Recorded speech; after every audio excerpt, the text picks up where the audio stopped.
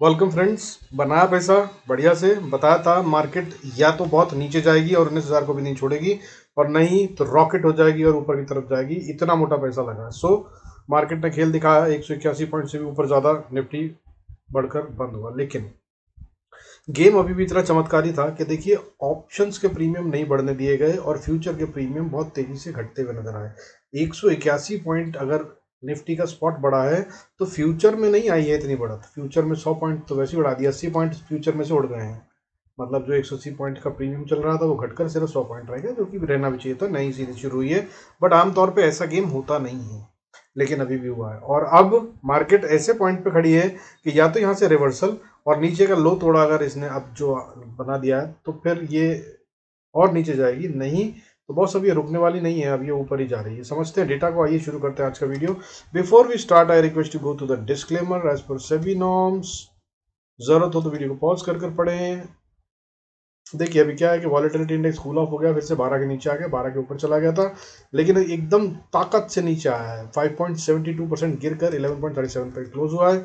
ये एक संकेत है कि मार्केट में वॉलेटिलिटी अब कम होगी, यानी कि डायरेक्शन पकड़ती हुई नजर आएगी मार्केट। और अगर ये ऊपर की है तो और भी अच्छा है, जो कि ये दिखा रही है।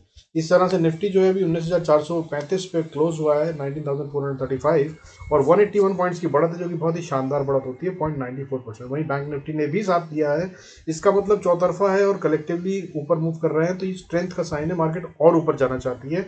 44,436 पे bank Nifty with the gain of 446 point बंद हुआ है। 1% से भी ज्यादा का बढ़ता है, और ये है ताकत इस समय मार्केट के अंदर। ये दिखा रही है कि ऊपर ही जाना चाहती है। वहीं अब गिरने बढ़ने वाले शेयरों की बात करूं तो बढ़ने वाले शेयरों की गिनती भी 1261, 1261, और गिरने वाले शेयरों की गिनती रह गई सिर्फ 788, जो कि अगर थर्सडे की बात करें तो गिरने वाले शेयरों की गिनती 1060 थी और बढ़ने वाले शेयर जो थे सिर्फ 973 थे, जो बढ़कर 1261, 1261 हो गए।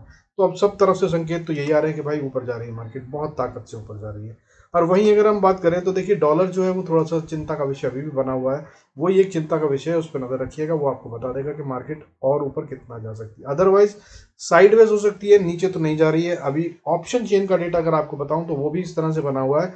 Nifty, bank Nifty, financial Nifty, mid cap Nifty, सब जगह पे ऑप्शन चेन का डेटा ये कह रहा है कि अब नीचे तो नहीं जा रहे हैं, हम ऊपर ही जा रहे हैं। चारों एक साथ जब ये कहते हैं तो मार्केट में बहुत स्ट्रेंथ है और ऊपर ही जाते हैं। सो मेरी एडवाइस ये है कि बॉस, अब सेल के ट्रेड से बचिएगा। पुट साइड्स के ट्रेड जो हैं वो खतरनाक हो सकते हैं, और अगर आप सेलर हैं तो पुट साइड में सेल करना शुरू करिए। जैसे जैसे 100 पॉइंट बढ़ती जाए मार्केट, वैसे वैसे उसको सेल करते जाइए, और छोटा सा स्टॉप लॉस लगाइए। 2-4 दिन में वो पार हो जाएगा और बढ़िया से अच्छा पैसा देगा सेलर को अगर पुट बेचते हैं तो। वहीं अगर बायर है आप तो बस अपसाइड का ही ट्रेंड पकड़ने की कोशिश कीजिए। हालांकि अभी फिलहाल ऑप्शंस में प्रीमियम बढ़ते हुए नजर नहीं आ रहे हैं मुझे, क्योंकि अभी भी प्रीमियम फ्यूचर में बहुत ज़्यादा है और इसे सेटल किया जाएगा। मार्केट तो ऊपर बढ़ेगी, लेकिन क्योंकि फ्यूचर प्राइस नहीं बढ़ेगी तो ऑप्शंस के प्रीमियम्स नहीं बढ़ेंगे। आपको बता दूं, अगर आपको नहीं पता, तो ऑप्शंस के प्रीमियम एक्सपायरी डेट तक विद दी फ्यूचर अलाइंड होते हैं, नॉट विद दी स्पॉट। तो स्पॉट अगर जैसे 181, 181 पॉइंट्स बढ़ा है, तो ऑप्शंस भी क्या 100 पॉइंट बढ़ गई होंगी? नहीं।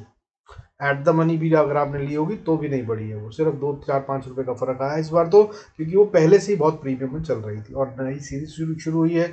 ये जो नेक्स्ट सीरीज थी वो अब करंट सीरीज हो गई है, तो इसलिए नहीं हुआ, और अभी आगे भी ऐसा ही होगा क्योंकि फ्यूचर्स में प्रीमियम बहुत ज्यादा है। सो छोटे छोटे ट्रेड लेकर प्रॉफिट्स बुक करने का टाइम है। या फिर दूसरी बात और बता दूं आपको, ओटीएम में बिल्कुल मत खेलिएगा। जो ओटीएम में खेलेगा ऑप्शंस में अब, वो सिर्फ और सिर्फ लॉस में ही होगा, चाहे मार्केट उसी डायरेक्शन में क्यों ना मूव करती हुई नजर आए। ये हो गई आज की लर्निंग। अब आपको आगे बता रहा हूं। तो मैंने 2 चीजें बता दी हैं, आपको ध्यान रखिएगा। ऑप्शंस में प्रीमियम नहीं बढ़ेंगे, कारण है फ्यूचर में प्रीमियम बहुत ज्यादा है, उसे अलाइन किया जाएगा। ऑप्शंस जो हैं वो फ्यूचर से अलाइन होती हैं, फ्यूचर की प्राइस से चलती हैं ऑप्शन, उसके हिसाब से उसका एटीएम ओटीएम डिसाइड होता है। वहीं दूसरी बात बता दी मैंने आपको कि ऑप्शंस में ओटीएम मत खेलिएगा अभी, वो सिर्फ लॉस देंगी, चाहे अगर आप डायरेक्शन ठीक भी पकड़ लें तब भी। अब बाकी के डेटा को देखते हैं। देखिए अब बाकी जो है सेक्टर वाइज अगर देखें तो सब जगह पे बढ़त थी। मेटल जो सेक्टर है उसने चमत्कार करा। इनफैक्ट फ्राइडे को तो 2.88% बढ़ता हुआ नजर आया। मैं काफी टाइम से कह रहा था कि एनर्जी और मेटल और आईटी और ऑटो ये बढ़ते हुए नजर आएंगे, तो आज मेटल ने 2.88% की बढ़त दिखाई। एनर्जी सेक्टर ने 2.37 की और ऑटो सेक्टर ने 1.65% की। आईटी हालांकि अभी भी कम चला है, लेकिन चला है 1.12% और इसमें बहुत तेज बढ़त अभी आती हुई नजर आ सकती है। इसके अलावा बैंक्स जो हैं वो एक साथ चलते हुए नजर आए, प्राइवेट बैंक भी बढ़ते हुए नजर आए। बैंक जैसे निफ्टी अगर बात करूं तो 1.02% बढ़ा है, तो प्राइवेट बैंक्स जो हैं वो 0.96% बढ़ते हुए नजर आए। वहीं अगर हम बात करें तो पीएसयू बैंक्स भी 1.60% बढ़ते हुए नजर आए। इसके अलावा इंफ्रा 1.16% बढ़ा, ये भी सही से चलता हुआ नजर आया। इसके अलावा reality, next 50, financial services, mid cap और एफएमसीजी सब सेक्टर्स जो है वो ग्रीन में बनते। वहीं साथ में अगर दूसरा स्ट्रेंथ का साइन दिखाऊं तो रिलायंस और एचडीएफसी बैंक जो टॉप कंट्रीब्यूटर हैं, दोनों मिलकर लगभग 40% के करीब का कंट्रीब्यूट कर देते हैं। ये हालांकि बंद तो ग्रीन में हुए हैं, पर ये बहुत चले नहीं है, यानी कि इनसे मैनेजमेंट नहीं की जा रही थी, वरना इन्हीं दोनों को चला दिया जाए और ये एक 1-2% बढ़ जाए तो निफ्टी वैसे ही 180 पॉइंट बढ़ जाए, लेकिन ऐसा नहीं हुआ। रिलायंस 0.23% बढ़ा और एचडीएफसी बैंक 0.21% बढ़ा। इसका मतलब अच्छे से बाइंग हो रही थी। इसके अलावा बात करें अगर गिरने वाले सेक्टरों की, तो गिरने वाले सेक्टरों में हेल्थ केयर और फार्मा थे, जो वैसे ही लगाड़ है, जिनके बारे में आपको काफ़ी टाइम से कह रहा हूँ कि इनके बढ़ने का कोई कारण नहीं है, क्यों बढ़ रहे हैं पता नहीं। तो ये थे भी, इसमें कोई फिर चिंता का विषय नहीं है। इसका मतलब जहाँ जहाँ बढ़त आनी चाहिए वहाँ सब जगह पे थी और ये स्ट्रेंथ का साइन है। और इस तरह से अगर हम बात करें फन एफ और डी के डेटा की, तो आपको वो भी समझ में आएगा। मैं आपको समझा देता हूँ उसको। देखिए एफ और डी की अगर हम बात करें तो एफ डी ने इस समय पे बाइंग करी है दोनों ने एक साथ। अगर बात करूं डीआईएस ने 2294 करोड़ की बाइंग करी है, इनफैक्ट 95 मान लीजिए, 0.93 भी है आगे। 2294.93 करोड़ की बाइंग करी है फ्राइडे को। वहीं एफआईआईएस ने 487.94 करोड़ की बाइंग करी है और ये दोनों ने मिलकर बाइंग करी है। ठीक है, सीधा सीधा 2800 करोड़ की बाइंग हो गई। और अगस्त मंथ की अगर हम बात करें तो उसमें भी नेट में तो बाइंग ही है। डीआईएस डोमेस्टिक इंस्टीट्यूशनल इन्वेस्टर ने 25,016 करोड़ की बाइंग करी है और फॉरेन इंस्टीट्यूशनल इन्वेस्टर ने 20,620 करोड़ की सेलिंग करी है, जिसका मतलब ये है कि नेट में लगभग 5,000 करोड़ 4,500 करोड़ की तो बाइंग हुई है। ठीक है, और अगर सालाना की बात करें तो ये दोनों बाइंग में है। मैंने आपको पहले भी बताया और बता रहा हूँ, ये बहुत मोटा पैसा होता है। 1,11,182 करोड़ से ज्यादा, 1,11,180 करोड़ से ज्यादा का पैसा डीआईएस ने मार्केट में बाइंग कर रखी है इन द ईयर 2023-24 जनवरी से लेकर अभी तक, जिसका मतलब ये है कि ये फुल्ली बुलिश हैं और ये मार्केट को गिरने नहीं देते हैं, नहीं देंगे। जब जब मार्केट में एफआईआई सेलिंग करते हैं तब ये बाइंग करते हुए नजर आते हैं और ये साफ है बिल्कुल गेम, काफी महीनों से बता रहा हूं आपको, और एग्जैक्टली वैसी ही चल रही है बिना चिंता के। सो इनका एक पॉइंट होता है, जहां तक इन्होंने बाइंग करी है, जहां तक इनको लॉस नहीं होता तो वहां तक ये मार्केट को कुछ नहीं कहते। गिरना है तो गिर लो गिर लो गिर लो, और उसके बाद जब वहां पे पहुंच जाते हैं जहां के आगे इनका प्रॉफिट असल में अटैक होने लगता है, तब ये वहां से फुल्ले में बाइंग में आ जाते हैं, जैसे कि इस महीने आए। और अगस्त के महीने में उन्होंने 25,000 करोड़ की बाइंग करी है, लेकिन अगर बात करूं जुलाई मंथ में तो 2,697 करोड़ की सेलिंग करी थी। क्यों? क्योंकि भाई तब एफआईआईज ने 15,533 करोड़ की बाइंग करी थी, मार्केट ऊपर बढ़ रही थी, ऑल टाइम हाई बना रही थी, इनको कोई टेंशन नहीं थी और ये आराम से बैठकर अपना माल रोक कर बैठे थे या थोड़ा थोड़ा बेच रहे थे, कुछ कुछ प्रॉफिट बुक कर रहे थे। वो पैसा निकाला और अब लगा दिया। So that's how game is. ठीक है, और रही बात अगर बात करूं एफआईआईज की, तो एफआईआईज जो है पिछले 2 साल में 2021 और 22 में इतना माल बेच चुके हैं, जो कि पिछले 12 साल 14 साल लगे थे उनको इंडिया में आने में। That is 3,71,159 crore. और अगर एक्चुअली में बोलूं तो ये इतना बिकावट है, इतना सेल ऑफ है कि मार्केट जो है 10,000 के नीचे पहुंच जाती तो कोई हैरानी नहीं होती, लेकिन नहीं पहुंची। क्यों? क्योंकि डोमेस्टिक इंस्टीट्यूशनल इन्वेस्टर ने भी उतना ही पैसे से ज्यादा की बाइंग कर डाली और मार्केट को खड़ा रखा है। सो भाई आगे भी रहेगी। अगर आप इन्वेस्टर हैं तो ये पोर्टफोलियो बनाने का समय है, धीरे धीरे बनाते रहिए। बाकी धीरे धीरे बनाइएगा और एक साथ पैसा नहीं लगाएगा, क्योंकि मार्केट अगर नीचे गई तो अभी 18,800 बाकी है, वो भी आ सकता है और 18,200 भी आ सकता है, लेकिन अभी फिलहाल संकेत ऊपर के ही है मार्केट। और मुझे ये दिख रहा है कि मंडे, ट्यूसडे, वेडनेसडे 3 दिन तो पॉजिटिव रहने वाले हैं। अगर गिरावट आनी है तो वेडनेसडे सेकंड हाफ से शायद आती हुई नजर आए। बाकी आइए चलते हैं और डेटा को देखते हैं और चार्ट्स में देखते हैं कि चार्ट्स में क्या हो रहा है। देखिए चार्ट्स के हिसाब से अगर आप देखें तो सबसे पहले निफ्टी को समझ लेते हैं। देखिए निफ्टी की अगर हम बात करें तो देखिए निफ्टी जो है वो ये कह रहा है कि भाई मैं एकदम स्ट्रांगली वापस आ गया हूं और बियर्स की तो माँ की आंख। यहाँ पे देखिए बियर्स लेके आ रहे थे नीचे 20 VWM में, मैं बताता हूँ आपको, मैं यूज करता हूँ वॉल्यूम वेटेड मूविंग एवरेज, और उसको नीचे ही चल रही थी प्राइस काफी टाइम से 20, ये नीली लाइन जो है, और इसकी वजह से हम अभी तक सेलर में बैठे थे और ऊपर से रेड कैंडल पे रेड कैंडल बन रही थी। अब बड़ी वाली ग्रीन कैंडल बनी है, ये काफी ग्रीन कैंडल बड़ी है डेली में, और इसने ऑलमोस्ट 20 मूविंग एवरेज, ऑलमोस्ट नहीं एग्जैक्टली इनफैक्ट 20 मूविंग एवरेज के ऊपर ही क्लोजिंग दे दी है। अगर ये कल ओपनिंग भी, मंडे को ओपनिंग भी इसके ऊपर दे देती है तो बॉस एक पॉइंट नोट कर लीजिए, नंबर बता रहा हूं आपको, 19,250 मान लीजिए। इसके नीचे जब तक मार्केट ना आ जाए तब तक सेल का सोचिएगा ही नहीं, और सिर्फ हर डिप पे बाय करने की सोचिएगा। अब ये सीन हो गया है फॉर द मंथ ऑफ सितंबर, ठीक है। अब बात करते हैं इंपॉर्टेंट लेवल्स की। तो इंपॉर्टेंट लेवल्स क्या होंगे, तो इंपॉर्टेंट लेवल्स देख लीजिए भाई। इंपॉर्टेंट लेवल्स के हिसाब से अगर हम चलें तो सबसे पहला इंपॉर्टेंट लेवल तो देखिए आपको बता दूं 19,415 है, ठीक है। ये बहुत इंपॉर्टेंट हो गया है, इसके ऊपर ही रहना चाहिए मार्केट को आइडली।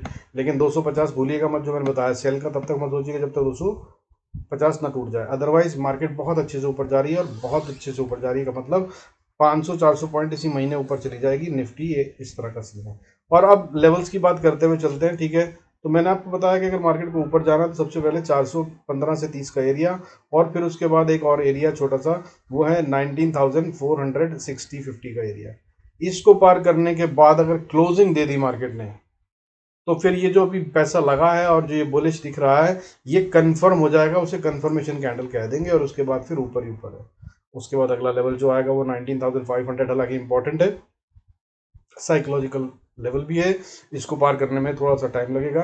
तो यहाँ से लेकर यानी कि 19,500 से लेकर 587-90 का जो एरिया है इसमें मार्केट कुछ टाइम बिता सकती है, हो सकता है वेडनेसडे तक हम यहीं पे रहें, और उसके दौरान में ऑप्शंस के प्रीमियम जो है वो अलाइन होंगे, फ्यूचर के प्रीमियम अलाइन होंगे।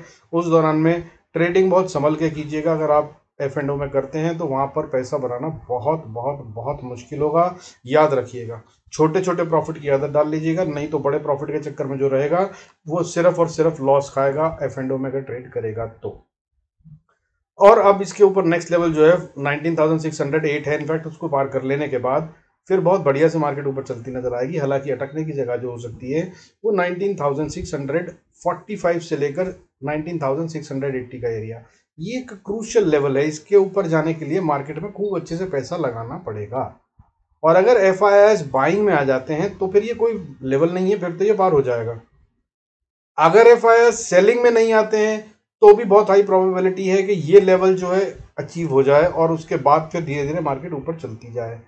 लेकिन अगर एफ आई आई सेलिंग में आ गए तो फिर ये मुश्किल है, ठीक है। सो 19,680 का लेवल मान लीजिए इंपॉर्टेंट वाला, इसके ऊपर फिर बड़ी बढ़त है, नहीं तो मार्केट यहीं से नीचे गिरेगी अगले हफ्ते के लिए, नोट करके रखिएगा। और अगर इसके पार चली जाए तो 19,748, 19,797, 19,851 ये इंपॉर्टेंट लेवल्स हैं। इनफैक्ट इनमें जो है 19,800 से 850 का एरिया, फिर नेक्स्ट वॉर जोन होगा। ये वॉर जोन के अंदर में भी फिर बहुत पैसा लगाना पड़ेगा। सॉरी सॉरी, अगर ये पैसा लगा तो मार्केट फिर चल रही है ऊपर, नहीं तो बॉस इसके पार तो नहीं जा रहे हम अगले हफ्ते, ऐसा दिखा रही है मार्केट फिलहाल के लिए। बट ताकत बहुत अच्छी है, इसके ऊपर भी जा सकते हैं, और अगर इसके ऊपर गए तो वीकली वीडियो के बाद डेली वीडियोस देखते रहिएगा, वहाँ बता दूंगा जब यहाँ पहुंचेगी तो नया लेवल प्राइस एक्शन के हिसाब से क्या बनता है। हालांकि अभी फिलहाल इससे ऊपर जाती नहीं दिख रही है। अब बात करें नीचे की, तो देखिए नीचे आते हुए सबसे पहले 375 है, इसको तोड़ दे तो मार्केट अच्छा ट्रेंड नहीं है, बुल्स जो है वो वीक पड़ रहे हैं, ठीक है। इनफैक्ट 407 से लेकर 370 का एरिया ये वॉर जोन बनता है नीचे की तरफ जाने के लिए, बुल्स आसानी से इसे छोड़ेंगे नहीं। और अगर ये छूट गया तो फिर जो सपोर्ट आती है वो 19,293 पे है, ये भी आसानी से टूटता हुआ नजर नहीं आ रहा, ये भी बहुत स्ट्रॉन्ग सपोर्ट है, यहाँ पर भी खेल होगा। और उसके बाद अगर बोलूँ तो फिर वॉर जोन जो शुरू हो जाता है वो शुरू हो जाता है 19,260-70 से शुरू होकर 19,230-20 तक का एरिया। ये वो एरिया है जिसे प्रोटेक्ट करना ही होगा अगर बुल्स ताकत दिखाना चाहते हैं या मार्केट ऊपर जाना चाहती है। ये इंपॉर्टेंट लेवल फिर से नोट कर लीजिए, फिर बता रहा हूं 19,220 से लेकर 19,260-70 का एरिया, ये क्रूशियल एरिया है। यहाँ पर फिर से बड़ा वाला पंगा बिटवीन बुल्स एंड बियर्स होता हुआ नजर आएगा, और अगर इसको तोड़ दिया तो फिर फाइनल दिल को रखने वाली सपोर्ट जो है वो 19,180, इसको नहीं तोड़ना चाहिए। इसको तोड़ दिया तो फिर मार्केट गई 12 के भाव में और फिर जा रही है लंबा नीचे, और फिर अगर नीचे गई तो अगली सपोर्ट जो है वो 19,138, फिर उसके बाद 19,036-40, ये एरिया नहीं बचेगा। फिर ये आखिरी होप होगी, बाउंस करना है तो यहां से बाउंस हो जाएगा, और अगर ये भी टूट गया तो फिर 18,948, 18,860 और फिर उसके बाद 18,620 और 18,530 और उसके बाद फिर अगला बाउंस जो आता है वो 18,453 के पास आएगा। उससे पहले मार्केट थमती नज़र नहीं आएगी। हालांकि 18,453, 18,630 और 18,900 बहुत स्ट्रॉन्ग सपोर्ट का काम करेंगे और यहाँ पर ऑप्शंस के प्रीमियम गलेंगे, तो प्रॉफिट्स बुक कर वेट कीजिएगा अगले प्राइस एक्शन के लिए। बैंक निफ्टी की बात कर लेते हैं। देखिए बैंक निफ्टी की अगर हम बात करें तो बैंक निफ्टी जो है ये ज़्यादा स्ट्रॉन्ग दिख रहा है, ठीक है। हालांकि ऑप्शन चेन के हिसाब से सब जगह पे दिख रहा है कि ऊपर जा रहे हैं और इसने एनगल्फिंग कैंडल बनाई। अगर आप निफ्टी की कैंडल देखें तो देखिए निफ्टी की जो कैंडल है ये है, और अगर हम इसको देखें सिर्फ चार्ट को तो ये कैंडल बनी है, इसने इस पूरी रेड कैंडल को खा लिया और ये है पिछला प्रीवियस डे का हाई और इसने उसी हाई को छू कर वापस से रोक लिया, यानी कि यहाँ से ऊपर नहीं जा पाई है, ठीक है। बैंक निफ्टी को अगर हम देखते हैं तो बैंक निफ्टी ने प्रीवियस डे की पूरी कैंडल को एनगल्फ कर दिया, उसके हाई को ब्रीच कर दिया और उससे भी बहुत ऊपर चली गई थी और क्लोजिंग भी प्रीवियस डे की हाई के अच्छे खासे ऊपर दिया है, तो ये ज़्यादा स्ट्रेंथ की। हाउएवर अगर आप सेल ऑफ की कैंडल्स को देखें तो वो ज़्यादा बड़ा सेल ऑफ था और उसको अगर रिकवर किया गया है तो ये सिर्फ ये 3 दिन का खेल था और अब इसके बाद जीरो पे बैठे हैं हम, और क्या होगा वो बात की बात है। लेकिन अभी जो डेटा बना हुआ वो सब ये कह रहा है कि मार्केट ऊपर जा रही है, ठीक है। और अब ऊपर जाने के लिए लेवल्स क्या हैं बैंक निफ्टी के, वो नोट कर लीजिए। बहुत ही आसानी से साधारण से लेवल बताऊंगा। देखिए नीचे की तरफ में इंपॉर्टेंट लेवल है, जिसे ये ना तोड़े तो फिर कभी सेल का ट्रेड मत बनाइएगा पोजिशनल, तो वो लेवल बनता है 43,830। हालांकि इनफैक्ट अभी जो दिख रहा है वो 43,965 भी नहीं टच होगा, ऐसा बता रही है मार्केट कि अब 43,965 नहीं आएगा अगले हफ्ते, तो मार्केट में नहीं दिख रहा है। और ऊपर की तरफ मैं बता दूं आपको कि ताकत का एरिया जो आ रहा है वो 44,590, इसको पार करेगी तो असल वाली ताकत कंफर्म होगी और वो के बाद फिर बाय के ट्रेड ही लेने हैं। हालांकि अभी सेल के ट्रेड से बचना, मैं फिर से कह रहा हूं। अब चलते हैं लेवल वाइज। देखिए बैंक निफ्टी क्लोज हुआ है, स्पॉट की बात करें 44,436 पे दिख रहा है। अगर ये ऊपर जाना चाहता है तो इसे 44,584 को पार करना होगा, इसको पार कर गया तो 44,830 और उसके बाद फिर 45,000 से लेकर 45,130, ये वो एरिया है जहां पर आकर बैंक निफ्टी अटकेगा, आसानी से इसको पार नहीं कर पाएगा। हालांकि अच्छी स्ट्रॉन्ग रेजिस्टेंस 44,835 पे भी है, लेकिन लग रहा है कि जितना पैसा लग रहा है ये इसको पार कर लेंगे, ठीक है। उसके बाद फिर 45,130 से 100 से 45,030 से 45,130 का एरिया है, ये क्रिटिकल जोन है। इसको अभी बैंक निफ्टी पार करेगा ऐसा भी ये नहीं बता रहा है, लेकिन अगर ये पार हो जाता है तो फिर एक छोटी सी रेजिस्टेंस 45,246 पे और उसके बाद सीधा 45,680 90 तक पहुंचता हुआ नजर आ सकता है बैंक निफ्टी, और अगले हफ्ते ही आ सकता है। हालांकि 500 पे ध्यान रखिएगा, वो एक साइकोलॉजिकल लेवल है, उस पर ऑप्शंस के प्रीमियम उड़ते हैं और वहाँ टाइम बिताता है हमेशा bank Nifty, so be very cautious. और अगर इसको पार कर लिया तो फिर 46,100 और उसके बाद 46,337 और इसको पार करेगा बैंक निफ्टी, ऐसा भी फिलहाल कहीं से कोई सीन नहीं दिख रहा है।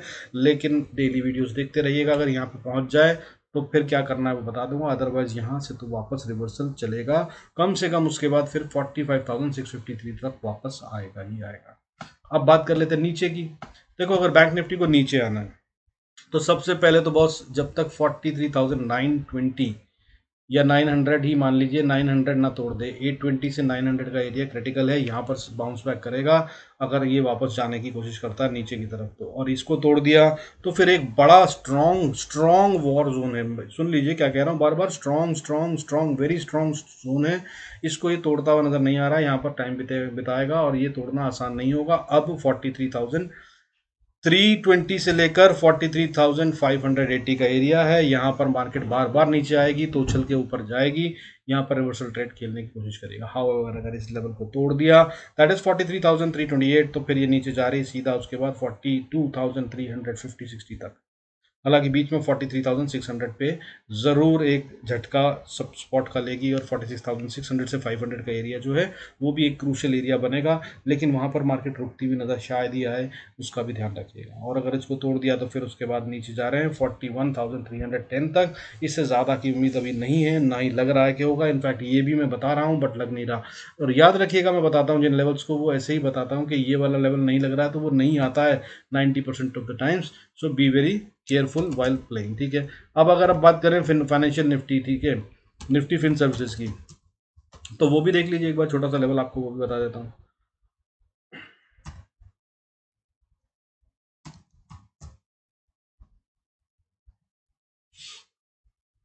देखिए निफ्टी फिन सर्विसेज की अगर हम बात करें तो इसने भी बिल्कुल अच्छा सा पैटर्न बना दिया है, एनगल्फिंग कैंडल है, लेकिन ये वॉर जोन में है अभी भी, ठीक है। मैंने इसका बताया था। और अगर आप बात करें ये वॉर जोन कब से चल रहा है ये देख लीजिए आप। मैंने इसका जो वॉर जोन बताता हूँ वो देखिए कब से, मैं 14 अगस्त से बता रखा है। ये 14 अगस्त से इसी जगह पर चल रहा है। ये एरिया इंपॉर्टेंट है। एरिया क्या है, 19,780 से लेकर 19,500। इस एरिया को आसानी से पार नहीं करेगा फिर निफ्टी, मैंने बताया था, और ये अभी तक नहीं पार करा है 16 अगस्त से, ठीक है। ऑलमोस्ट देख लीजिए आप, आधा महीना निकल गया है, लेकिन ये नहीं हुआ और मार्केट इसी के बीच में घूम रही है। अब अगर इसको पार करके ऊपर की तरफ चलता है तभी इसमें बाइंग बनती है, अदरवाइज ये वापस इसमें नीचे आकर और 500 को छूने की कोशिश कर सकता है। तो लेवल क्या है ऊपर में, सबसे पहला लेवल 19,780, इसके पार अगर जाए, ठीक है, बल्कि 800 का इंतजार कर लीजिएगा यार, है ना, 800 के पार जाए तभी इसको बाय कीजिएगा। और फिर उसके बाद ये अगला लेवल जो छूता हुआ नजर आएगा वो 19,895, और उसके बाद अगर ये ऊपर चलता है तो, जिसके चांसेस कम है, लेकिन अगर चलता है तो फिर 20,060 तक ये जाता हुआ नजर आएगा और तेजी से जाएगा। हालांकि उसके बाद वॉर जोन जो शुरू हो जाएगा वहां से 20,060 से ही शुरू होकर 20,100 2030 का एरिया है, इसको अभी फाइनेंशियल निफ्टी भी पार करता हुआ नजर नहीं आ रहा। वहीं अगर नीचे की बात करें तो देखिए सबसे पहला इंपॉर्टेंट एरिया जो बनता है 19,574। इससे पहले जब तक ये 74 भी नहीं, इनफैक्ट 50 मान लीजिए, 19,550 जब तक तोड़ ना दे, सेल करने की कोशिश मत कीजिएगा, ये बाय में ही है। और अगर नीचे आए तो इंतज़ार कीजिएगा, रिवर्सल के साइंस दे तो बाय कीजिएगा। और अगर 19,500 को तोड़ दे तो फिर 19,424, और 19,424 को तोड़ दे तो 19,300, 19,300 को तोड़ दे तो फिर 19,250, 250 से लेकर 115 का एरिया फिर से नेक्स्ट वॉर जोन है, इसको भी आसानी से पार नहीं करेगा फिर निफ्टी। और अगर इसको तोड़ दिया तो 18,880 तक आता हुआ नजर आएगा, हालांकि भी ऐसा होता हुआ नजर नहीं आ रहा। With this I conclude this video. Hope आपको फायदा हो रहा है। अगर अच्छा लग रहा है तो बॉस देखते रहिए, लाइन करते रहिए, सब्सक्राइब करते रहिए, और जो कुछ सिखा रहा हूँ उसे सीखते रहिए। इसमें भी मैंने आपको ऑप्शंस के बारे में और फ्यूचर के प्रीमियम के बारे में जो बताया है वो बहुत इंपॉर्टेंट लेसन है, बता रहा हूँ, आसानी से कहीं भी नहीं मिलेगा। गूगल कहीं भी ढूंढ लीजिएगा कि कब कैसा क्या होता है प्रीमियम्स के अंदर और किस तारीख से कब तक क्या चलता है, वो भी बताऊंगा अगले वीडियो में। सीखते रहिए, सीखना बहुत ज़रूरी है। और अगर आप सिर्फ जुआ खेल रहे हैं तो बॉस फिर कोई फ़ायदा नहीं, किसी का भी वीडियो देखिए, कोई मज़ा नहीं है। आज कमाएंगे थोड़ा तो 4 दिन कमाएंगे, ये बात तय है, ठीक है। बाकी अगर सीखना चाहते हैं तो किसी एक के साथ अलाइन हो जाइए, किसी एक की स्ट्रैटेजीज को अपनाइए। हर ट्रेडर के पास अपना स्टाइल, अपनी स्ट्रैटेजीज, अपना फंडा होता है और वो प्रॉफिटेबल होता है तभी। सो आपको जिसका समझ में आया उसका पकड़कर एकदम सटीक ढंग से प्रैक्टिस कीजिए और फिर उसको अपना गेम बना लीजिए। और प्रॉफिटेबल होना मार्केट में बहुत आसान है बॉस, बस सीखना पड़ता है। तो सीखते रहिए, I will be there to help you. अच्छे से सिखाऊंगा, 1000 सब्सक्राइबर होने पर प्रॉपर लाइव क्लास दूंगा और ऐसी चीज़ें बताऊंगा जो आपने कभी ना देखी और सुनी होंगी, और आपने अगर उनको इस्तेमाल करा तो आप हमेशा के लिए प्रॉफिटेबल हो जाएंगे। Thank you so much, see you in next video, God bless us all.